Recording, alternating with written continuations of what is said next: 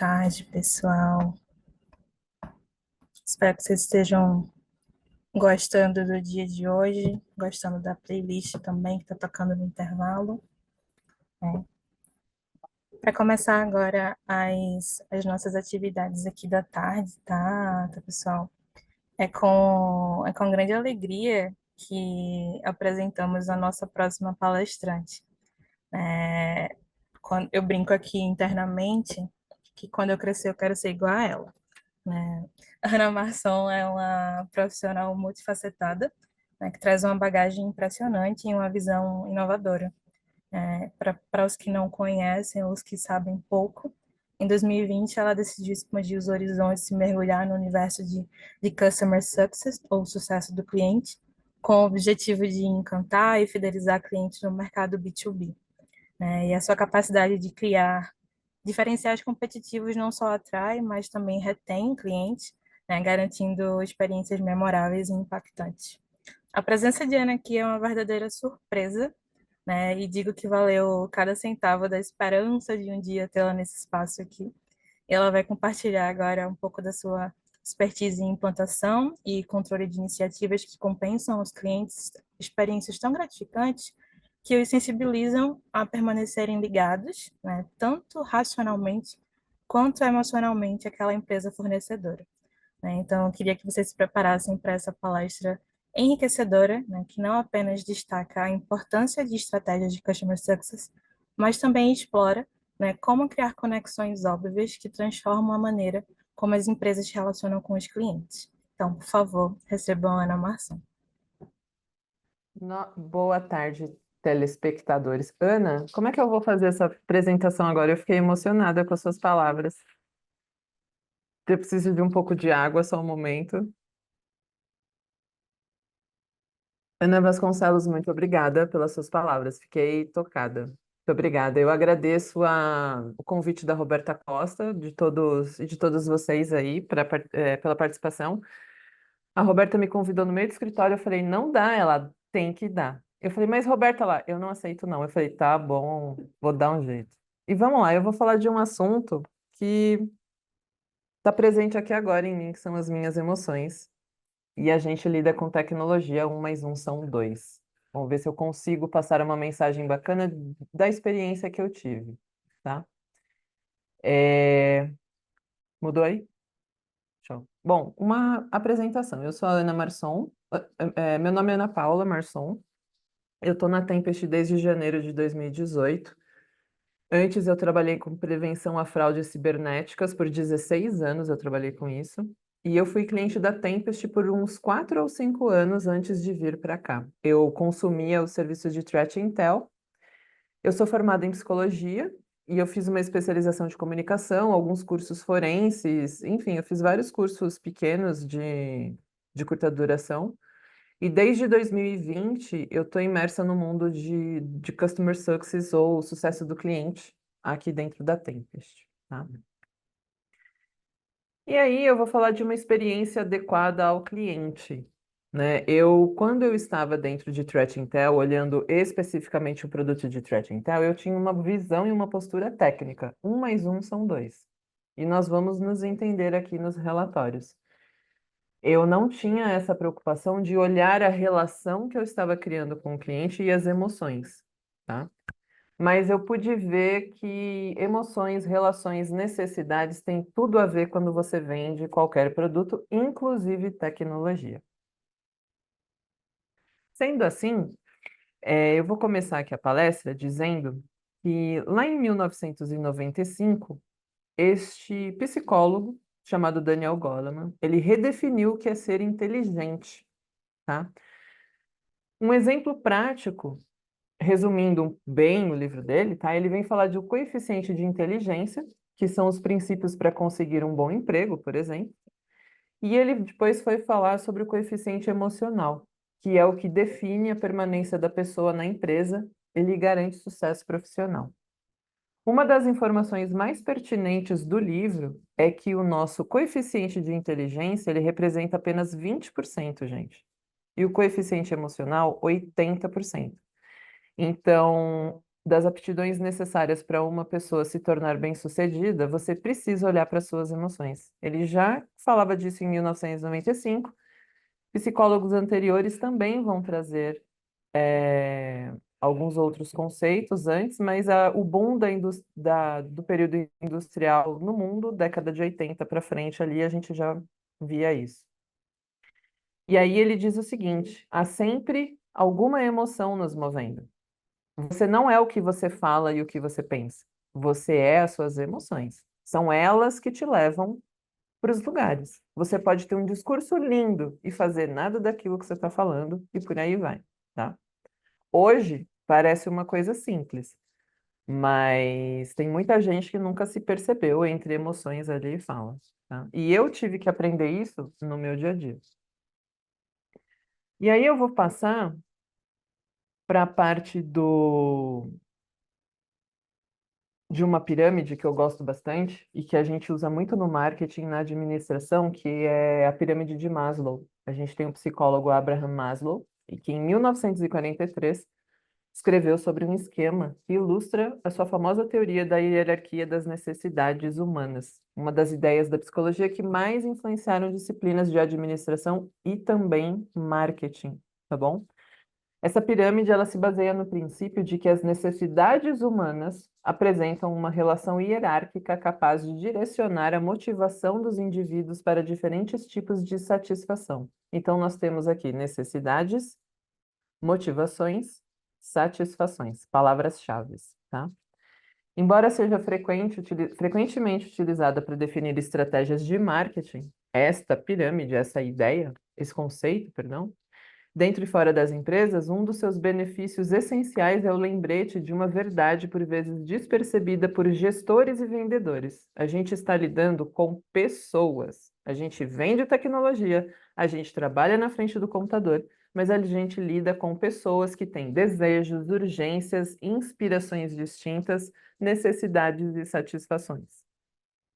Na base da pirâmide, você vai ter necessidades fisiológicas, são as necessidades atreladas à nossa sobrevivência, tá? Como respiração, repouso, alimentação, hidratação, sexo. São as mais profundas carências humanas. E quando não são supridas, recebem toda a atenção da pessoa que está em defasagem, tá? Na segunda camada, você tem as necessidades de segurança. Atendidas essas necessidades básicas, a motivação do indivíduo ela é focada na segurança e autopreservação, tá? Na terceira camada, você tem as necessidades sociais. Então, dentro das necessidades sociais, elas, se você consegue suprir as necessidades sociais, a partir daqui as carências psicológicas começam a predominar, tá? Supridas as necessidades básicas e de proteção, as pessoas se voltam então para suas relações amorosas, familiares, conjugais, amigos, etc. Na quarta camada, a gente tem as necessidades de estima. Sobre as necessidades sociais está a motivação pela aceitação, reconhecimento, respeito, prestígio, autoridade. Nessa fase, as pessoas buscam meios de se sentirem valorizadas, seja na vida pessoal, seja na vida profissional. E no topo, a necessidade de autorrealização. São necessidades relacionadas à autorrealização, ou seja, conquista de desejos pessoais, liberdade, sabedoria, independência, superação, autocontrole, entre outros, tá? De acordo com a teoria do Maslow, a satisfação das necessidades citadas em um andar da pirâmide, ele instiga o indivíduo a sentir as necessidades da camada superior com mais intensidade. Então, é como se houvesse uma evolução, né? Por outro lado, basta que uma das necessidades da camada inferior não esteja atendida para que instantaneamente as motivações do indivíduo se voltem para ela, tá? Hierarquicamente, portanto, temos as necessidades fisiológicas como a nossa carência mais forte, por questões óbvias.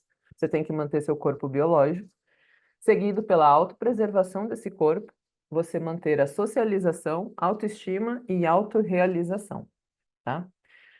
Isso implica dizer, por exemplo, que uma pessoa cujas necessidades fisiológicas não estejam sendo atendidas, ela não vai te dar importância, ou não vai dar importância para qualquer outra necessidade acima. E aí, O Goleman, eu estou voltando aqui para o livro do Goleman, porque ele vai falar assim: alegria ou tristeza, medo, raiva, culpa, inveja, esperança ou até mesmo a desesperança, há sempre alguma emoção nos movendo. E a gente precisa estar atento a isso, fazer sair da sua mente e sentir, mesmo que você não saiba pôr em palavras. Quando você sente, você sabe para onde o seu combustível, que é a sua emoção, quer te levar. Tanto na relação intrapessoal, que é a relação que a gente tem com a gente mesmo, quanto a relação interpessoal com os outros ou sistêmica com o todo, com a vida. Esses três tópicos, eles vão tocar em trabalho em equipe. Trabalho em equipe você tem dentro da empresa com as pessoas da empresa e com os seus clientes, porque a gente é muito difícil você tocar uma venda de B2B, principalmente na área de segurança, onde você fale com apenas uma pessoa. Você vai falar com mais de uma pessoa, você vai trabalhar em equipe, tá bom? E aí,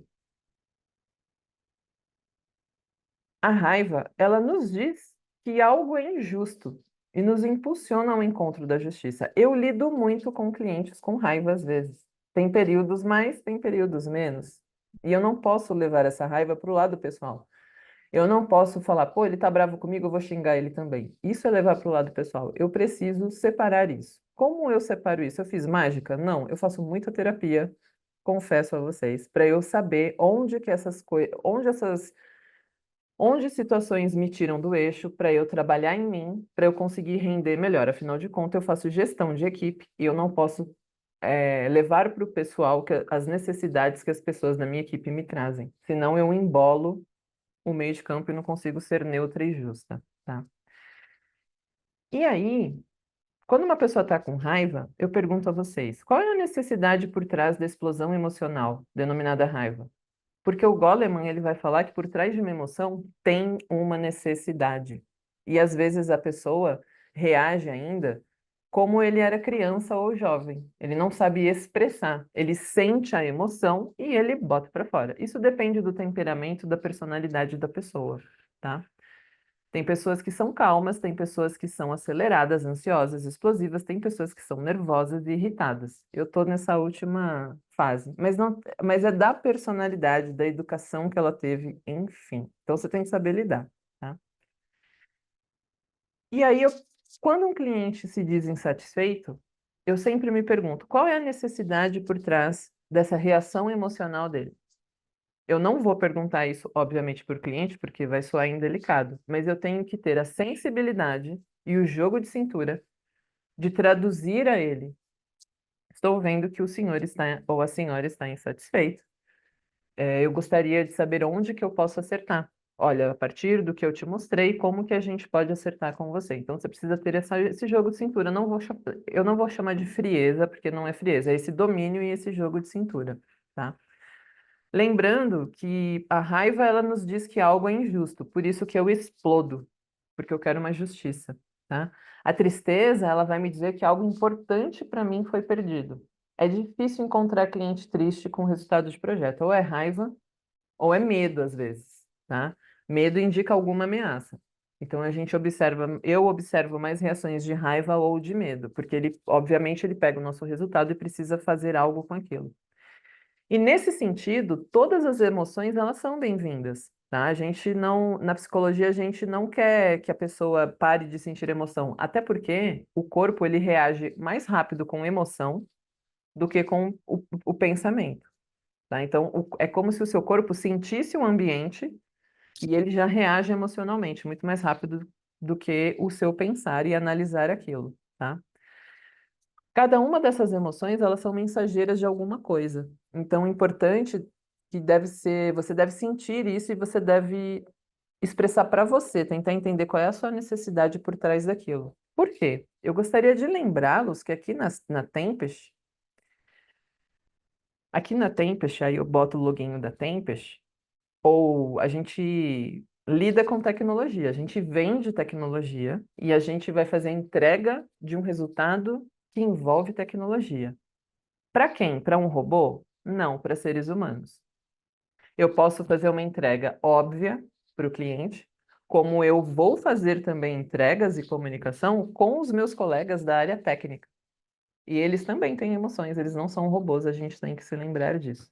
A gente tem que entender que todo mundo tem o seu lado humano, que muitas vezes essa galera varou a noite trabalhando, e principalmente a gente lida com uma área de tecnologia voltada à cibersegurança, e a gente lida com cenários estressantes, cenários de ameaças para o próprio negócio do cliente, até mesmo para o negócio da Tempest. Então, a gente sempre vai topar com pessoas com as emoções à flor da pele. Então, você precisa ter um preparo para saber como é que você chega nesse ambiente para falar com essas pessoas, de modo que você transmita apoio e não uma ameaça ou você vai atrapalhar aquela pessoa, tá? Lembrem-se, a gente lida com pessoas, embora a gente venda tecnologia. E o que nós queremos no meio de tudo isso, galera? Cliente, tecnologia, dia a dia, meta para bater, venda para gerar. Na área de CS, a gente precisa melhorar as interações com os clientes, promover relacionamentos mais fortes, aumentar a fidelidade e retenção do cliente. Lendo é lindo, mas fazer isso acontecer no dia a dia dá trabalho. E a gente tem que separar sempre o pessoal. A gente tem que saber separar as situações com as pessoas. Emoção o tempo inteiro. Embora o dia a dia seja corrido e você entra no piloto automático muito fácil, porque você entra numa call, sai de outra. Então você está numa atividade mental intensa e muitas vezes você não consegue nem tomar um gole de ar, porque você fica ansiosa além de tudo. E aí você se desconecta do seu corpo, das suas emoções, e muitas vezes por uma insensibilidade, você às vezes deixa de perceber sinais que são importantes. Sendo assim, a causa raiz desses itens, a gente já sacou até aqui que são as necessidades dos seres humanos, tá? E no caso dos seres humanos, a gente vai ter interações, relacionamentos, fidelidade e retenção do cliente, que são os pontos que eu trouxe lá, trazendo para o meu contexto profissional, tá? De quem é sucesso do cliente. Só que essa pirâmide ela não fica sozinha, ela tem uma base. E essa base são as necessidades emocionais e racionais das pessoas. Porque se ela tá brava, eu vou dar um exemplo de quando eu era cliente da Tempest. Se eu recebia um relatório que não demonstrava um número adequadamente para eu levar para os meus superiores dentro da empresa, eu tinha uma necessidade emocional, eu ficava ansiosa, porque eu sabia que eu tinha pouco tempo para arrumar aquele relatório, e eu tinha uma necessidade racional. Eu tinha um número dentro da empresa para preencher. E assim, com esse exemplo simples, é a vida de todos os nossos clientes. Assim como o meu chefe atual me pede, Ana Paula, eu preciso de tais informações, eu te dou um prazo porque eu preciso reportar para outras pessoas, tá? Então, sim, essas minhas necessidades de números, dados, elas vão me resultar resultados emocionais no meu corpo, e aí isso vai influenciar a retenção do cliente na base, eu conseguir fazer vínculo de fidelidade, a qualidade do relacionamento que eu estou cultivando, porque relacionamento é o profissional quem cultiva, tá? E a qualidade dessas interações que eu vou ter. Eu sempre falo para minha equipe que eu não sou mãe e pai deles, eu sou gerente e as coisas têm limite. A começar pela imagem profissional que cada um promove a partir da atuação, interação e relacionamento que eles travam. Ou seja, quando você tem um filho, ele sai para jogar bola, briga com os amiguinhos, corre para dentro e fala: Mãe, me salva. Eu sou gerente, eu não sou mãe. Então, se você sai lá fora, chuta a porta, briga com todo mundo, volta e fala: Ô, gerente, me salva, eu vou falar: Não, não sou sua mãe, seu pai. Vamos conversar, vamos entender o que é que você fez. Então, a gente tem que ter. Eu estou usando esse exemplo, mas a gente tem que ter cuidado nas relações e na nossa imagem. Não quer dizer que você tem que ser passivo, engolir as suas emoções e falar, poxa, não era isso que eu queria fazer, mas eu quero me posicionar. Eu aprendi no dia a dia que a gente sempre consegue se posicionar de forma clara e ser respeitado quando a gente domina as nossas reações emocionais. Não quer dizer que você vá controlar, mas se você sabe que você é uma pessoa que sente raiva por alguma necessidade onde você não consegue expressar, você precisa aprender a se dominar e conseguir expressar para a pessoa. O que essa pessoa vai fazer com isso, eu não sei, mas o mais importante você fez, que foi expressar, tá? Credo, Ana Paula, que papo de terapeuta, psicólogo, eu acho um saco, não leva a lugar nenhum. Leva sim. A gente, às vezes não, perdão, a gente cria parcerias com os nossos clientes. E quando você presta atenção na sua atuação profissional e nesse cuidado com a forma como você se expressa, isso reflete na relação de parceria. O cliente ele se sente seguro.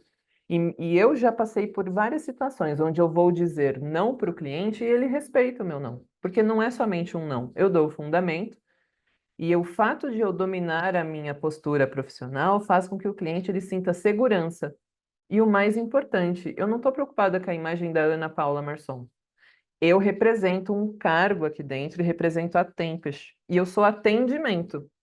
Então eu tenho que ter muito mais atenção nisso do que outras áreas que não têm tanto contato assim com o cliente. Por quê? Eu estou tocando na parceria, eu sou extensão do trabalho que o comercial começou junto com o pré-vendas. Eu não posso escorregar na casca da banana. Eu tenho que manter esse nível de parceria na mesma qualidade de que ele entrou, tá?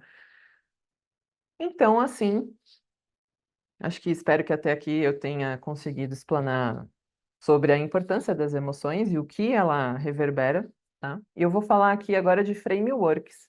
A gente usa, dentro do sucesso do cliente, frameworks sobre modelo de maturidade de gerenciamento da experiência do cliente. Como assim, Ana Paula?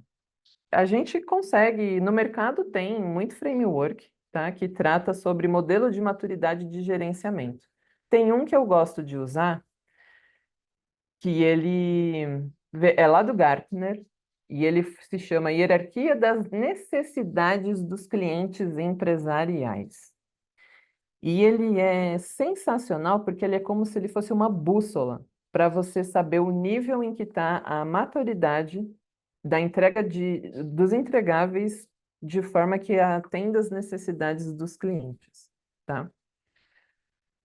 É como se ele dissesse, ele te ajuda, ele é um óculos que eu coloco e ele me ajuda a analisar o que que eu estou fazendo e onde eu sou forte ou fraco perante as necessidades do cliente, tá bom? Esse modelo, ele é estratégico, tá? Ele é uma ferramenta estratégica e ele descreve uma hierarquia de necessidades dos clientes empresariais de uma forma abrangente. Então, ao compreender e implementar esse modelo, eu consigo medir a experiência do cliente aqui dentro, na jornada que ele tem dentro da empresa, tá? Vamos passar aqui.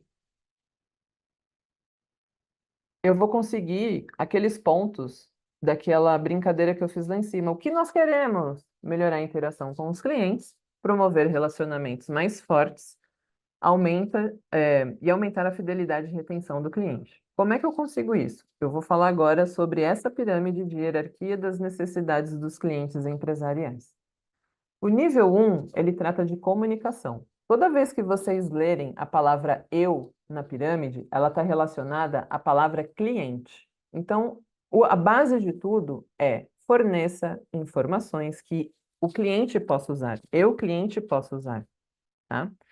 Então, eu vou fornecer informações que o cliente possa usar, beleza? Muitas empresas, elas estão aqui nessa base trabalhando, tá? Eles não têm boas ferramentas, elas têm boas ferramentas de autoatendimento, muitas informações excelentes para que o cliente encontre e ele consiga seguir, tá bom? Aqui parece ser simples e óbvio. O que vem a ser o nível 2? É o nível responsivo. Esse próximo nível de maturidade, eu estou falando de maturidade, hein? Ele fala: resolva seu problema quando eu, cliente, perguntar. Resolva o meu problema, no caso, né? Então, ele vai falar o seguinte: olha, é onde a empresa resolve o problema quando o cliente pede. Eu não estou sendo proativo. O cliente está falando: ó, tem um problema aqui, você pode resolver para mim? Nessa fase, a empresa ela vai focar em atender os clientes de forma que reduza custos, como a redução de ligações, por exemplo. Ah, o cara me liga muito para reclamar de um problema. Vamos resolver o problema na causa raiz para isso ser enxugado, tá? Então, reduzir as chamadas telefônicas ajudam os clientes, mas é um nível baixo numa jornada de cliente. Eu poderia ser proativo, por exemplo. Vamos para a camada nível 3?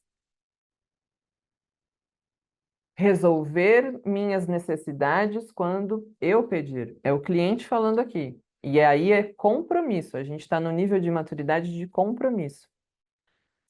As empresas que estão nesse nível de compromisso, elas escutam os clientes, não só o racional, como também o emocional, e resolvem seus problemas quando os clientes solicitam. Eu ainda estou sendo, enquanto empresa que presto serviço, estou sendo chamada, afetada pelo meu cliente. Resolve para mim. Eu tenho uma necessidade, ele está falando para mim, eu não estou conseguindo antever isso, tá? A maioria das empresas aspira a este nível. Ouvir os clientes, escutar e responder com rapidez e compaixão. Eu não vou misturar, eu não vou dizer, eu gosto desse cliente ou não gosto desse cliente. Eu vou, sem julgar ou criticar, atendê-lo, tá?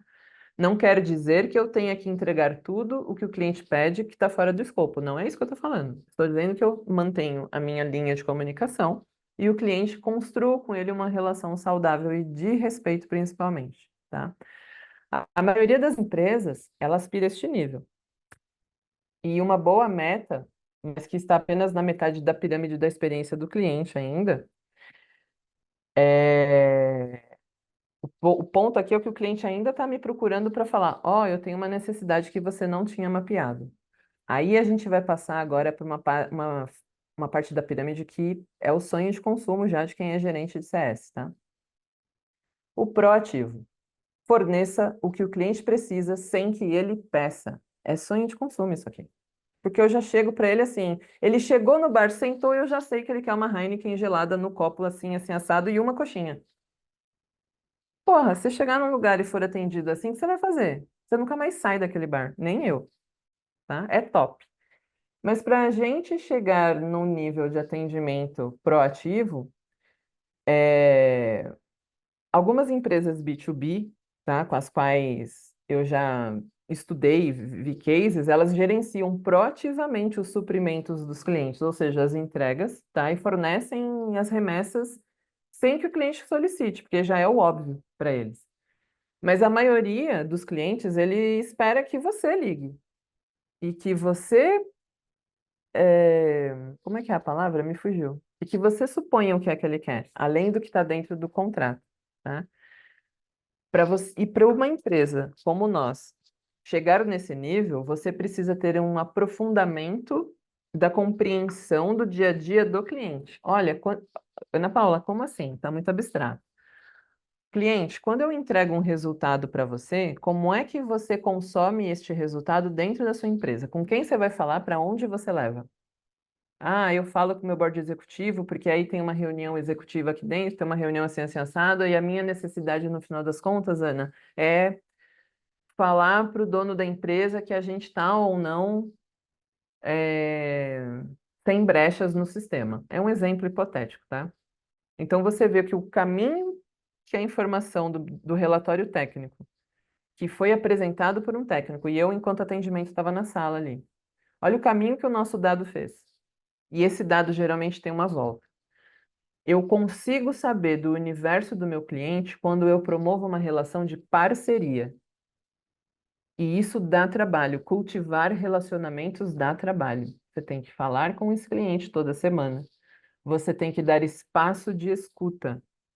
É difícil, é trabalhoso. É quase uma relação amorosa, onde você precisa dar atenção de verdade. Olha, eu não estou aqui só cumprindo o meu papel, porque deu 6 horas, eu vou ter que fechar.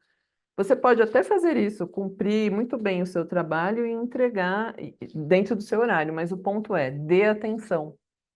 Escute, não entre rápido querendo só fazer 1 mais 1 é 2, fechou, fechou, tchau, beijo, fui. Às vezes até dá para fazer isso, mas uma reunião mensal, por exemplo, não adianta só você ler slide. Você tem que estar atento à informação que eu trouxe, que reação causou nessa equipe. E perguntar francamente, abertamente, como é que estão os resultados? Cliente, você está satisfeito?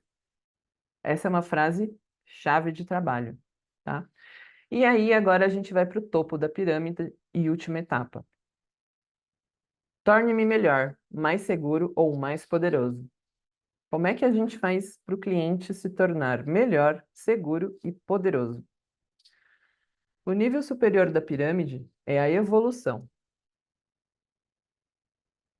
Eu não sei se a palavra evolução é a correta, mas... Só um minuto que meu chefe me ligou. Mas isso me lembra a autoatualização da hierarquia de necessidades do Maslow que eu mostrei lá atrás, tá?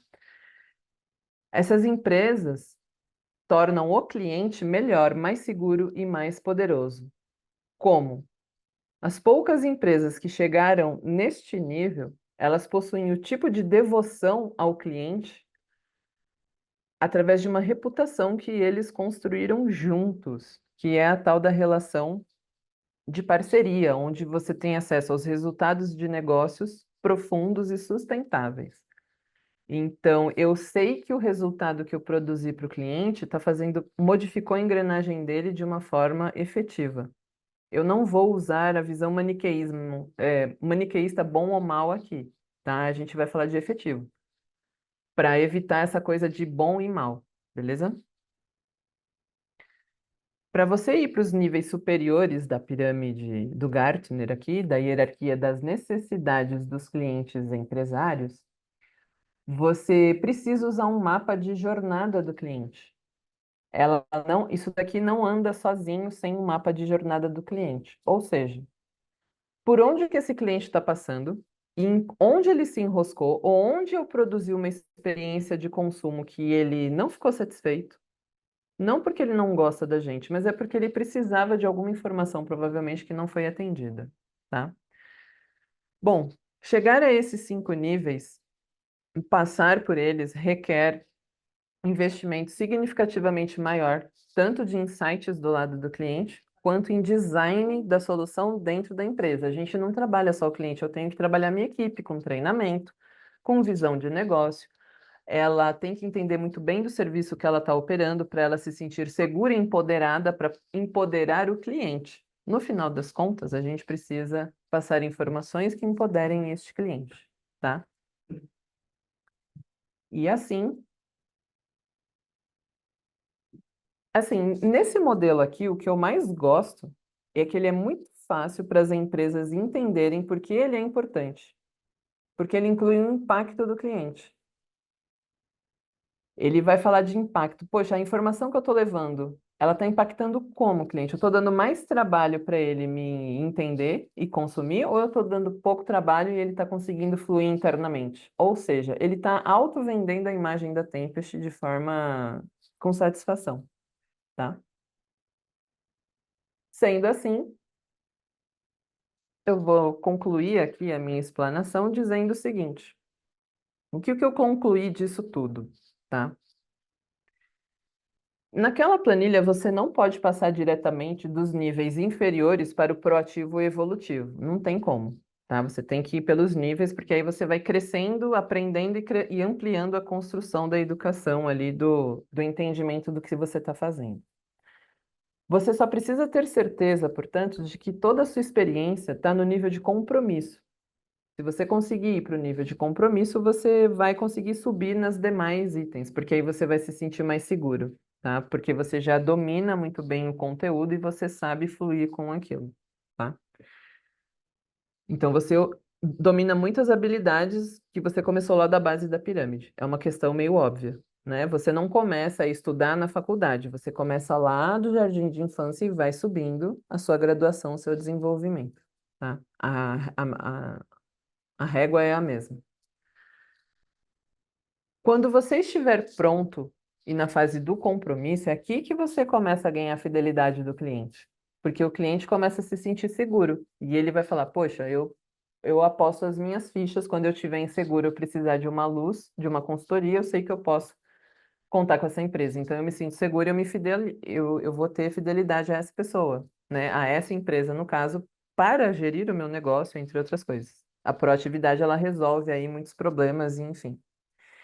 Então, a conclusão é, em vez da gente procurar o que acontece quando os clientes interagem com a empresa, o nosso foco de trabalho, que traz toda uma mudança de paradigma, é A gente tem que estar onde o cliente, na visão do que o cliente fez antes de chegar em mim.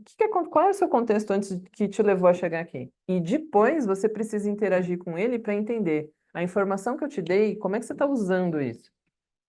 É importante olhar quando o cliente está aqui dentro na jornada? É, óbvio, jornada do cliente a gente tem que olhar todo dia, tem que criar esse hábito. E tem que criar ela, e não é só a área de CS que tem que olhar para ela, é toda a empresa, principalmente os gestores das áreas técnicas. Poxa, eu estou dando uma boa experiência para o meu cliente, do jeito que eu gostaria que o meu produto fosse entendido e compreendido, ou seja, a jornada de cliente não é algo que é feito e guardado em uma pessoa só, olha, não, é patrimônio da empresa, tá? Mas, se a gente quer mudar paradigmas, olhando pela vertente das emoções, a gente tem que prestar atenção. Cliente, como você chegou aqui? Por que que você chegou aqui? O que está acontecendo aí que você precisa da gente? Depois que eu entreguei o resultado, eu tenho que saber como é que ele interagiu com esse resultado quando ele não estava mais na sala presente comigo enquanto empresa apresentando os números. Porque é isso que me dá os insights e o insumo para eu saber a evolução desse produto. Enfim, a gente gera um monte de informações para várias áreas dentro da empresa, tá? Por fim, eu queria agradecer a todos os presentes. Eu vi que a sala estava cheia, 100 pessoas, e eu trago uma figurinha. 185. Olha aí. Eu trago uma figurinha para a gente finalizar aqui a palestra de uma forma de brincadeira, né? Você tem sempre, diariamente, aqui no nosso contexto de trabalho, a gente equilibra razão e emoção ali, certo? Como a gente trabalha num ambiente, às vezes, estressante, com entregas, prazos, serviços e com cyberameaças, a gente sempre tem ansiedade rondando, querendo subir ali junto da gangorra, né? Querendo fazer parte desse equilíbrio. Ela acha que ela faz parte, mas na verdade ela mais atrapalha do que agiliza. Mas era isso que eu queria trazer para vocês. Eu tive que aprender sobre emoções para eu aprimorar a relação tanto da minha equipe com seus clientes, eu também, né, me incluo dentro dessa equipe, a gente com os clientes, quanto a gente com os clientes internos, que são os nossos colegas que estão aqui dentro da Tempest. Ana Vasconcelos, eu finalizei. Eu gostaria de saber se você tem perguntas. Você quer que eu descompartilhe? O que que eu faço aqui? Pode deixar compartilhando mesmo, tá, Ana? Beleza. Só elogios, tá? A tua fala aqui. E um comentário aqui do Fernando Coutinho que eu queria até ressaltar, né? Que não confundir emoção com sentimento, né? Emoção é fisiológico, sentimento é como a gente reage às emoções. A Bianca Garcia também achou muito interessante essa tua leitura da hierarquia de Maslow, tá? Mas demais, todo mundo elogiou. Foi muito boa a tua palestra, a tua fala. E eu queria aqui, em nome da equipe do Ada Lovelace, agradecer realmente esse tempo que tu dedicou a estar aqui conosco, tá bom? Ok. Eu que agradeço. Eu fico feliz de ter feito uma palestra que tenha agregado conhecimento e tenha pelo menos cutucado todo mundo. Quando Ah, você estiver bravo, quando você estiver explodindo, respira. E lembra que você está no meio de um monte de ser humano que também tem um monte de necessidade e que às vezes um sorriso ou, peraí, galera, calma, vamos botar as coisas aqui no lugar, a gente consegue sair com soluções melhores do que estressar e, enfim, jogar tudo para cima. Pode falar, Ana. Temos uma pergunta. A Daisy perguntou como podemos nos aprofundar sobre esse assunto, né? Acredito que que ela queira saber sobre livros, artigos ou coisas do tipo para se aprofundar. E também qual o nome do livro das emoções. Olha, eu tenho em casa que eu já li sobre emoções, eu acho que 12 livros que eu consulto sempre. Eu posso pegar essa lista e compartilhar. Daniel Goleman, eu adoro todos os livros dele. Essa hierarquia das necessidades vocês encontram pesquisando na internet, tá? Eu sei que aqui não fala de emoções, mas eu faço terapia há 25 anos. Eu me trabalho há 25 anos, não por conta do emprego que eu tenho, da cadeira que eu tenho, tá? Mas eu sou formada em psicologia, então eu fui fazer terapia porque eu tinha uma dificuldade de sentir. Eu não dava muita atenção para as minhas emoções, e isso trouxe consequências na minha vida que não foram satisfatórias pessoalmente. Então, eu comecei a fazer exercícios para eu não descrever situações que me aconteciam, mas sim focar no sentir. E o sentir é uma linguagem diferente. Você às vezes sente. Quando você chora, você pensa, cérebro, vamos chorar por X minutos. Não, vem, você é tomado por uma emoção, você tem uma reação, mas não é uma coisa, alguma coisa te afetou, né?